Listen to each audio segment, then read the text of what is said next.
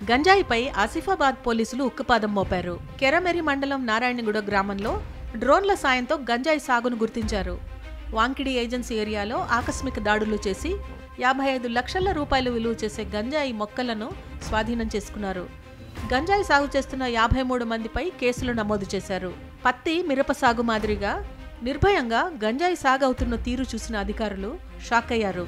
ఇకపై ఎవరైనా ఇలా అక్రమంగా గంజాయి సాగు చేస్తే కఠిన చర్యలుంటాయంటూ ఏఎస్పీ చిత్తరంజన్ వార్నింగ్ ఇచ్చారు. ఇప్పుడు గంజాయి చెట్లని సపరేట్గా పెంచకుండా కాటన్ కల్టివేషన్లో కలిపి పెంచేస్తున్నారు. అలా పెంచడం వల్ల ఏంటంటే దూరం నుంచి మేము మా సర్చ్ పార్టీస్ని పంపించినా కూడా మాకు కనబడడం లేదు.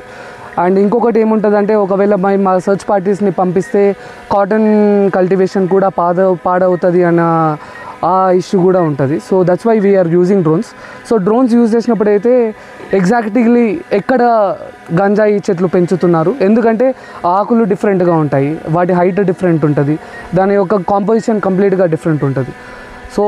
సో ఫార్ ఇప్పటి వరకు ఓన్లీ ఆసిఫాబాద్లోనే మేము అరౌండ్ 500, ఇప్పుడు దీంతో కలిపి 530 ప్లాంట్స్ వరకు మేము పట్టుకున్నాము. ఒక ప్లాంట్ వాల్యుయేషన్ వచ్చేసరికి ఇట్ విల్ బి అరౌండ్ 10,000.